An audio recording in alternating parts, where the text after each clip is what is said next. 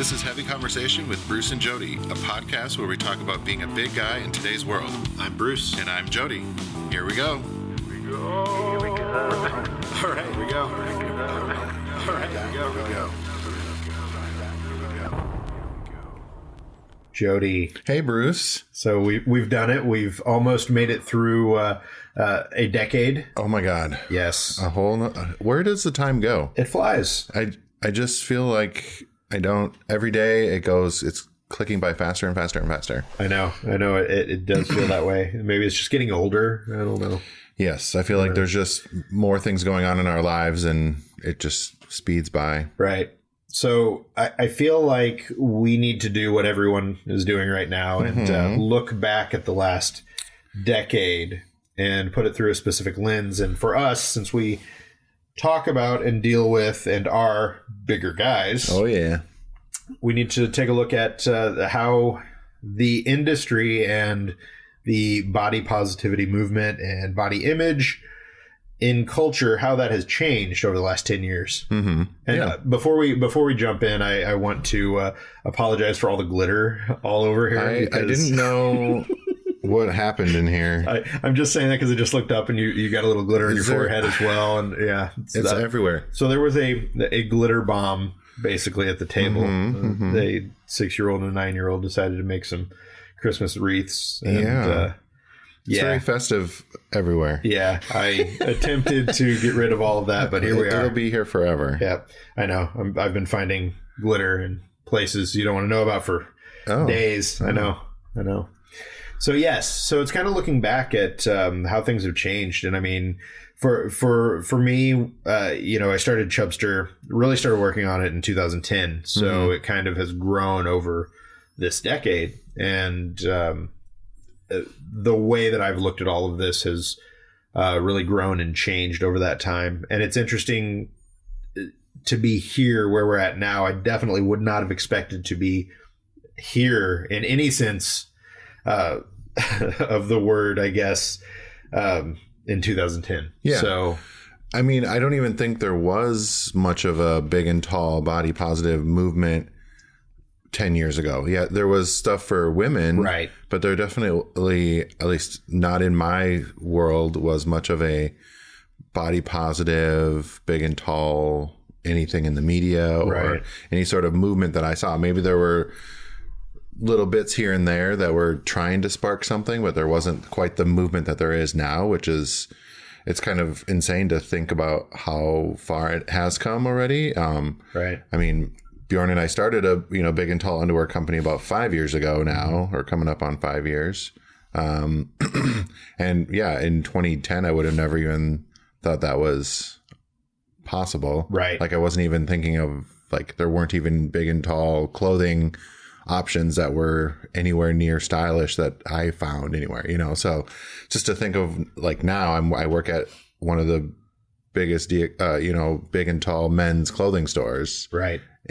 So it's kind of crazy. And they're everywhere. Yeah, they're everywhere. Yeah. And more and more companies are trying to get in there, and they've finally seen that, we are people that want clothes. We want fashion. We want style. We want the same things that everyone wants. And definitely. Yeah, it's pretty amazing. It is. And just looking at even just looking at like DXL, they've changed so much in the last 10 years. Changed their completely their name. They're DXL now. Yeah, they're DXL now, not casual male XL. Right. Yeah. Right.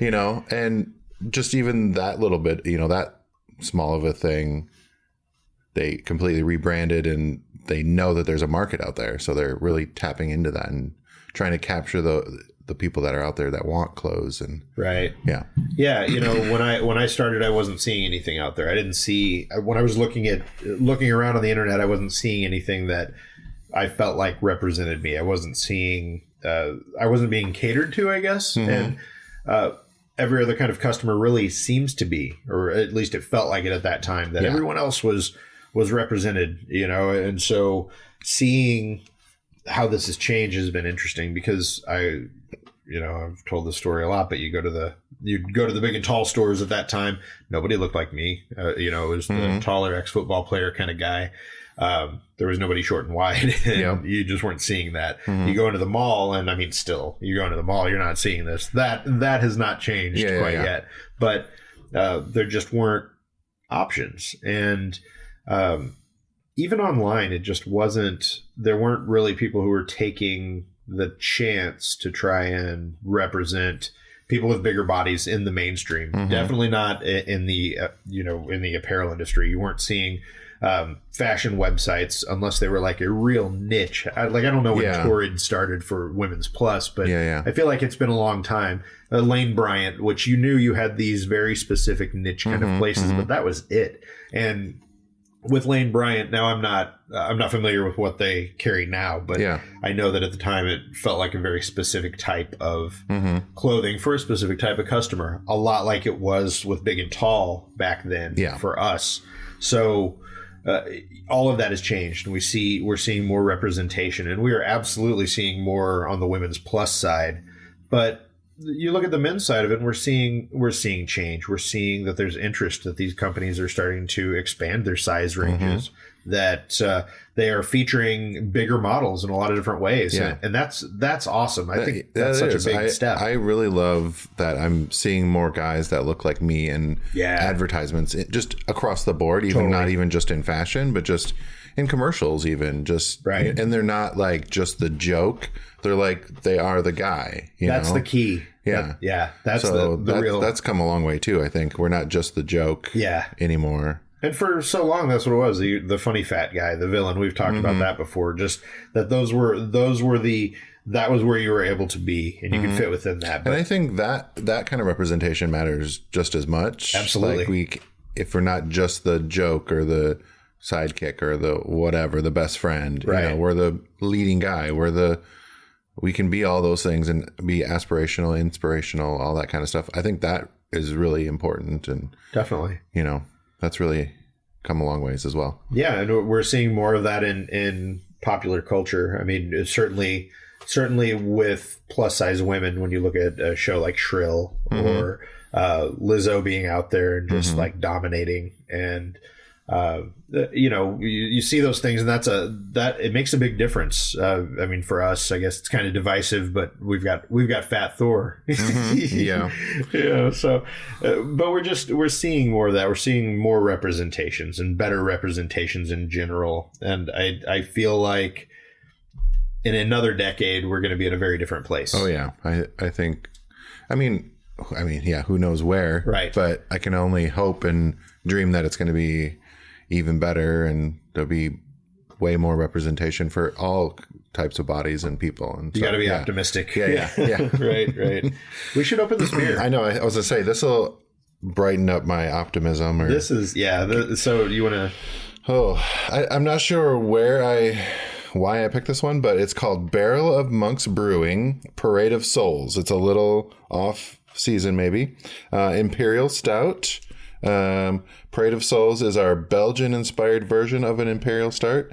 It is dark as night, but don't be afraid of the dark. Bold and velvety, there are notes of chocolate and dark fruit with complexity added by the Belgian yeast strain used, but without the harshness found in most stouts. All right, so this beer is a beast. It's a 10%. Is that correct? Yeah, it's a stout that is. It comes in a very fancy, almost. Oh. Yep. Oh, there we go. Champagne-looking bottle. Yep. It is. It's a big bottle for sure. So we're going to be getting optimistic in here. Yeah. Yes, we are. I mean, this feels like a good end of year. Ooh. Oh boy. I got a little shook up in my. A slow pourer on that one. Yeah. It's a good toast to the end of the year. End of year beer. It's a good one. Good one for that. So. Yeah. Yeah, it is. I don't even know what to say about it. I know that this is going to be thick. It's going to stay with us. I'll give you a little glass. Good pour. Here we go. This other one is. Yeah. That first one, I'm ashamed to even talk about that first pour. That's all right. It's a big glass of froth. The first pour is difficult sometimes, and I admit that I did not bring down the stout glass from our B cups. These are very well. I guess we'll just have to have a little sippy one. Yeah, this is the Funk glass. I think it got too shook up in my bag when I was coming over here. That's all right. Maybe I'll just drink it out of the bottle. No. There you go. We're all a little sicky. Yeah, it's like it's going around. All right, let's see here. You give it a little taste. I'm just going to pour a touch and taste it. Ooh, that's you can taste the alcohol. Wow. It's good. It's ooh. Is that a little chocolatey? Yes. Yeah. Chocolatey. Yeah. Wow. That is very potent. Yeah. Little. It does say without the harshness found in many stouts. I would agree with that. It's not as harsh that way. Oh. The front of it here, okay, it's Boca Raton, Florida, is where Barrel of Monks Brewing is. The label has monks, has some people in like the skull makeup. It almost looks like a New Orleans kind of processional sort of thing. It's interesting. Yeah, it's a roastiness. It's very chocolatey though. Oh, this is good. And it's almost got a sweetness in there too. Yeah. Whew. It's potent. You can tell. I know I'm scared to drink much of this. That's all right. That's all right. As we reminisce, it'll be easier or harder. I don't know. We'll see. Impressive. Yes. Yeah. Barrel of Monkeys, 10% alcohol. Barrel of Monks. Monkeys. What? Barrel of Monkeys. That's another brewery, I'm sure. Barrel of Monks. It's already got me. It does. You just had to smell it. So this is the 2019 bottle. Mm-hmm. Yep. All right. Well, good. We'll have to continue enjoying. Yes. Okay. Yeah.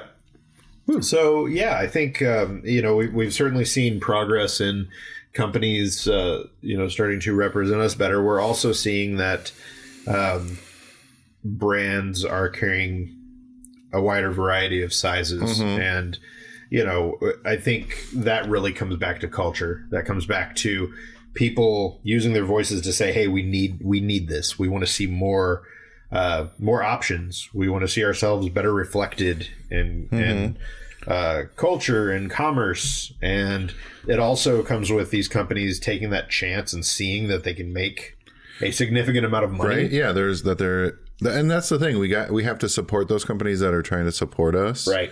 Whether it's clothing or watching TV shows or movies that have bigger guys in it, bigger bodies, that kind of thing. Right. I think that's really important so that they start doing more of that. That's, they don't know that we want it unless we go and support it. Right. Which I think is really important.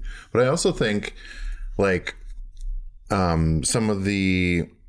think a lot of the fashion, photography, whatever, they're embracing more quote unquote imperfections. I think a lot of that Photoshop stuff is really gone away now, which is really nice. Just you see actual people, you're seeing the real person in those photos. It doesn't seem really, you can sometimes see those ads and you're like, that is not a real person. Totally. They're just weird. There's something a little off. Like movie posters, they're just a little bit off. You're like, what is going on there? Yeah, right. I really appreciate when I see just a real person with any sort of blemishes on their face or, any kind of whatever.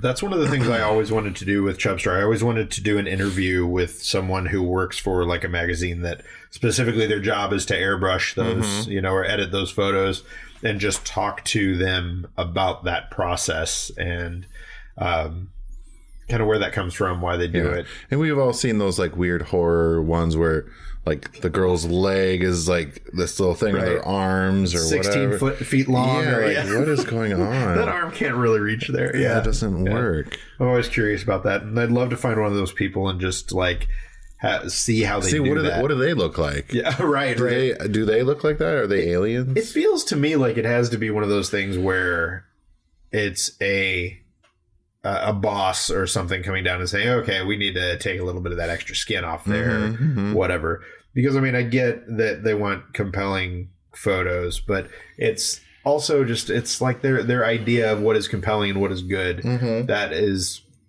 certainly changing. We're seeing that change from what it was, 9-10 years ago to what it is today. Yeah, absolutely. It's so good. I think that is a a very nice improvement that we've seen, at least that I've noticed, seeing a lot more real bodies. I think we're also seeing people take matters into their own hands. And you kind of touched on this, that we're seeing small businesses, people who are starting businesses or creating projects or doing things that that shine a light on body image and body positivity and the things that are missing, the things that we don't like. And that's across the board. I mean, this decade has been all about, doing that through social media. Yeah. I was going to say, I think social media has had a really big impact, like Instagram and, all the different photo sharing places. Like, that's where we can share our own art, our own images and, celebrate that. And then it gets picked up by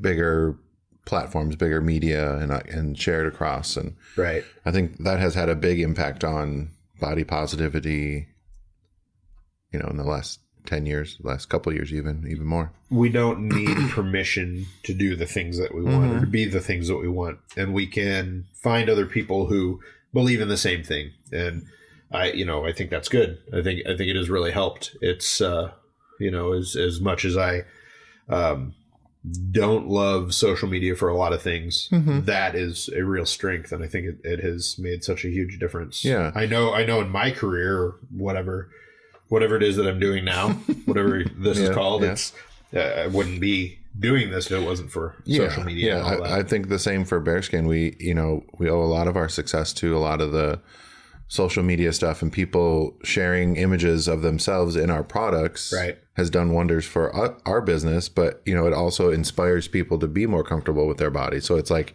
absolutely, it's not, yes, it's a business, so we have to make money, but I also want to be helping people feel better about themselves. So I think, some sort of way we're doing that by sharing and inspiring people to show off their bodies and be proud of their bodies the way that they are. I think, social media and that kind of thing has done a lot for us. And I don't think there's anything wrong with like doing these kind of things. You can have that as your mission, but to be able to carry out your mission and complete your mission, you have to be able to live, so I mean, and that's always, that was something early on with doing this that I kind of struggled with, was like, where's the happy medium? How does that work? And I feel like a lot of that has come around in different ways, from people who are doing the Patreon thing to people who've started businesses around a specific issue and ways to address that. And for me with Chubster, the idea was that, was a subversive activism, was a way to a good on-ramp to positive body image and fat acceptance is clothing and style and finding things that you feel good to wear. You find an outfit, you put it together, you wear it, you feel good about it. Yeah, absolutely. You're going to love that. You find a community of like-minded people and you run with it. And it's a great place to start, and you just kind of go from there. And so I feel like we've seen so much forward momentum in the last 10 years. And I guess that leads to the question of what's next. What do you have predictions or mystic crystal ball? I do. I do. I'm pulling out my crystal ball. Okay. All right. It's very glittery. Yes, it is. It is. Everything is glittery in here today. I think we're going to continue to see a lot of the walls torn down around some of these things. We're still not seeing a lot of high fashion. We're not seeing a lot of plus size people on the runways on a high level. There are a few people who are doing it, and that's cool. But I think we're going to see more of that kind of get out there. I think that it's just this idea that you can't be bigger and aspirational is going to go away, and we're going to see that people with different body types and different abilities and so many other things are better represented. I think that's going to be a big push as we go into the next decade. I think that it will be less of a thing. It's like, it's a thing. So when it just seems more natural, right? It won't. Yeah. When it happens, it's all getting reported on, or it's it's showing up as a big viral thing, and it's, oh wow, this is a neat thing that's happening. Yeah. But it's just a little blip, right? right now. And it'll just become more and more common. And I think that's really where we're headed. I think that that we'll continue to see companies extend their sizes and kind of branch out there. And it may not always be out of the kindness of their own heart or them having an epiphany. Yeah. But that's what it is. If they're offering clothes and they're thinking about how to make things, and not even just clothes, but other products. Yeah. That's what I was going to say. I think it's going to go beyond just clothing. I'm hoping there are more representations in media and that kind of thing where the big bodies are more the leading roles. They aren't the comedic roles all the time. I think there'll be more of that. At least I'm hoping that there will be more of that. Right. I think that sort of representation matters, that we're not just the comedy and the comedic relief, and we're taken seriously, so it'll bleed into the rest of our lives. Yeah, absolutely. Absolutely. I think that's where we're headed, and it feels like we're headed in the right direction. I'm excited just for what we're trying to do with Chubster for going into 2020, just kind of expanding that and pushing the original mission, which was to help. The original mission was to help men of size find, create, and share their style. That is evolving. I think it's still there, but I think that reaching out to our community and helping people share their stories and be happier with who they are is vital. And I think we're going to continue to see that. So I'm definitely hoping that at Bearskin we can do that same sort of thing and help inspire and share people's stories whatever way that we can, in any little way that we can help out. It's going to be fun. I'm excited for the next adventure in whatever is coming up. I love it. So I feel like we've covered a lot of that, and we have only a short amount of time before the beer starts to kick in, because that is some intense stuff. Yes. So what else are you up to, Bruce? Well, the other thing for me that I'm pretty excited about is I'm going to Arizona. Oh, yeah? If someone's in Arizona listening to this now, they're like, maybe that's not very exciting, but I'm going to the desert. Oh. The Arizona desert to do a thing. And I know. A thing. Not allowed to talk much about it yet, but I drove through the Arizona desert once when I moved from the Midwest to the West Coast. I took the long route and went through, and it was amazing, but I didn't really get to stop, so I'm excited to go and stay for a few days and get to really experience it. I'm going to be 40 in like a month, so welcome. Welcome. One of us. Welcome. One of us. Yes. So I don't know. It's just gotten me thinking about traveling more and having more experiences and getting out there and doing things, So I'm really excited to do this because it's one of the only places that I haven't gone and experienced. Okay. In depth. So, in the United States. So I'm really excited to get out there and just do that. And that'll be fun. Yeah. Arizona's beautiful. Yeah. Especially, this time of year is the best. It's not so freaking hot. That's what I'm wondering is I need to look at the weather and see what it's going to be like. Yeah, because it's the desert. It gets cold at night. Yeah, but it'll be nice during the day. Yeah. So that's awesome. Yeah. Yeah. So that's it for me. Yeah. I guess we have a little bit of travel plans for after the holidays because since I work retail, there's no traveling during the holiday. So Bjorn and I are going to Montana for like a week, I think. Nice. Right after, during the New Year, I think.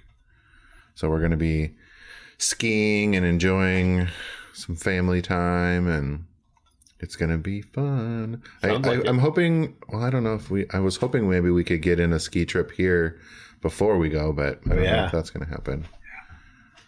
Yeah, got to get those skis out. We bought all the gear last year, so got to get that out and get on that mountain. Nice. Yes. So that's about it. Just busy with holiday. Awesome. Sounds good. Well, thanks, Bruce. I appreciate you having a little recap with me. Yeah, this has been good. I would be curious to hear, if you're listening to this, what do you feel like? What's good about the last 10 years as far as, body positivity, more options for extended size clothing? What do you like? What's missing? What would you like to see? Let us know. Hit us up on social. Heavy Convo on Twitter. Yeah. Let us know. Let us know what you think. We've got a ways to go, but we're seeing progress, and I think we've seen more progress in the last 10 years than we've ever seen. Yeah, it's going to keep going quicker. Definitely. All right. Thanks, Bruce. Thanks, Jody. Bye. Bye. Thanks for listening to Heavy Conversation. Be sure to like and subscribe on iTunes or wherever you get your podcasts.